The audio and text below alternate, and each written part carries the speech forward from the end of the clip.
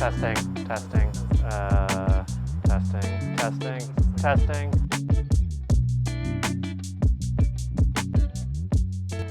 Hey, Kyle here. I am the founder and designer at Outer Shell. Right now I'm getting ready for a really big ride known as Paris Brest Paris. And if you've never heard of this, this is a really long bike ride. It's 1,200 kilometers and there's a 90-hour time limit. It's a type of event known as randonneuring, which is basically a set route or a set distance where you have to complete it within a specific amount of time. And Paris Brest Paris is kind of like the holy grail of randonneuring.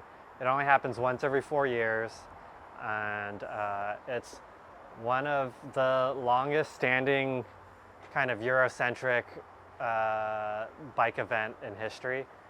It started in 1890, and it's been the same route ever since. So it goes through all these small towns where there's a lot of generational history, and people through those towns are really excited about it, and people come from all over the world, and it's just an exciting event, just purely based on the culture around it. And yeah, so I've never done a randonneuring ride until this year, so we'll see how it goes. This is my bike here that I'm going to be bringing, yeah, let me talk to you a little bit about it. So this is an old cyclocross bike that I got 10 years ago on a cyclocross team known as Fresh Air Hunter, and this bike is really special to me. It was a time in my life where I just was really into racing, and I have a lot of apprehension about today's race. Just fucking grip it and rip it, you know, doing that thing on the Hunter Hybrid. I just was like really into the community of cyclocross, and this bike was made by my friend Rick Hunter, and it's made of really lightweight tubing, so it's super fast, and it has a carbon seat tube, and yeah, I love this bike, and I've had it for a long time, and now I don't really bike race anymore, but I repurposed this bike to be used for randonneuring, and I think it's a really good bike for it. What you want really is kind of just a really efficient setup, a lightweight bike, but you also want to be comfortable since you're going to be on the bike for so long. So other things you need are just to carry a lot of supplies since it's self-supported, and there's going to be some night riding, so you have to think about that. So for this bike, I have a customized Ritchie fork. It's a carbon fork that I had my friend bond a carbon tube to the side of over here, so that you can run a dynamo wire, and you can power your light while riding. And I just wanted the wiring to be super clean and streamlined, and I have a dynamo, a Schmidt Sun dynamo hub here, and I laced it kind of low spoke count to a 24 hole to head Belgium rims. So yeah, just like a nice lightweight setup, and that is connected to a sine wave light here. I have the new sine wave.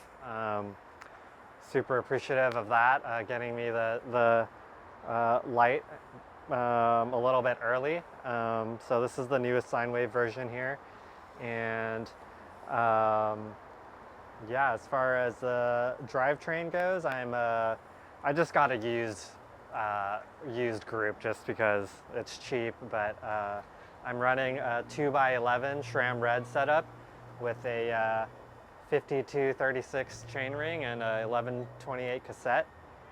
This is just off a used Cannondale, so it has some green highlights here. As far as the cockpit goes, I'm running a SQ Lab saddle. I got into these a few years ago, and they make them in a lot of different sizes, which, yeah, I really like this, and it's gonna be sitting on it a lot. And I'm running some SimWorks handlebars. Super grateful to them as well. They got me the tires. I'm running some 38C Volumi tires in tubeless, and I got some super beautiful blue housing that they have. And also grateful to Paul Components, and because they sent me the stem here, and also running the Paul Mini Moto Mini V brakes. And that's about it as far as components go. Yeah, let's get into these bags that are custom made for this event. Part of Paris Brest Paris is qualifying for the event, so you need to complete 4 different qualifiers in order to participate. So I've been running these bags all year and making little tweaks to them, and I'm super happy with how they came out. One of the main bags, one of the most special bags out of this set is our handlebar bag here, and it's a update from our classic handlebar bag, and I added some really cool features here, and including this top zip case here. It has a clear lid, so you can store your cue sheet, which is what you need to write on to verify that you've completed the route. And I got a little pen in here, and yeah. Oh, also added some stretch pockets here, so you can put a lot of food on the sides, like quick access foods. One of the things that is really important is just being super efficient and fueling properly. And yeah, another thing that goes with these pockets is what I like to call stick tech. It's these fiberglass or these plastic rods that are sewn in to give the bag some rigidity. So when you pull these pockets open, the bag stays stiff and doesn't collapse in on itself. And that those rods are also sewn into the lid here, so you just have a nice streamlined, clean shape. And yeah, so let's go into what else I carry in here. I usually like to put food, all my food in here, because you need a lot of it, and you want it to just be as accessible as possible. A lot of times you're eating on the bike. So this is almost all food, and sometimes I take a layer off and I just want to like put it somewhere really fast, so this is like super convenient for that. There's a little small pocket in here, and I have some electronics in here, including this Nightcore 10,000 milliamp hour rechargeable battery, and I have some cables in here, and this is a phone charger where I leave the battery in there and I plug my phone in. I'm just using a phone for navigation because I've never really used a bike computer until this year, and I generally don't like looking at computers while I bike, but yeah, so I'm just using my phone, and I'm probably just gonna get rid of this whole phone setup after the ride's over.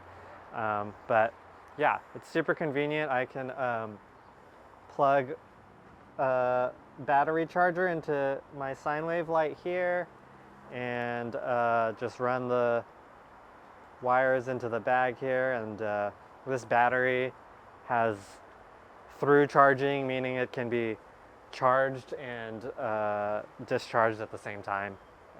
So yeah, just kind of run my wires in here, and have that whole system going. Also got some earphones for being really bored, so I listen to some music and stuff, and yeah. Oh, yeah. So in this pocket here, I have the end of my water bladder, which runs into this frame bag, which this is a custom fitted frame bag. So unfortunately it's not going to be available for sale, but we do have the rest of the kit for sale, and we will be will be offering these standard size half frame bags for purchase as part of this set here. But yeah, so in this bag I have a water bladder and then some toiletries like sunscreen, and I have some contacts here. I have a toothbrush, I have a tiny toothpaste. I have, this is a contact case, but I actually put some like Advil or ibuprofen and some allergy meds in here, and then sometimes I'll put a little bit of chamois cream in one of the sides. Yeah, these are really good for just having a little compact container, lightweight compact container. So yeah, it's all my toiletries here, and this is divided into two large main compartments, and on this side I usually have some layers. I have my reflective vest here, which is a requirement, and I have a little matching orange cord here, so you know I made it and it matches my bike. Mesh top, so in case it's hot. And another, also have a little rain jacket here, super compact rain jacket.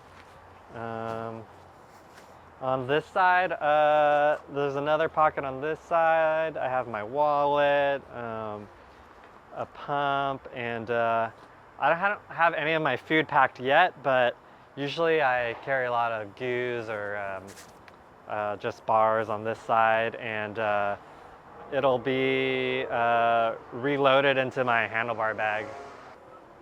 So yeah, I usually have all my immediate food here, and then after I run out, you know, in like 6 or 12 hours, then I'll reload it from my frame bag here. I'm not super sure about how much food or what type of food I'm carrying yet. I have some ideas, but hopefully I'll just eat a bunch of croissants and baguettes on the way and not have to worry about that too much. But yeah, we'll see how it goes.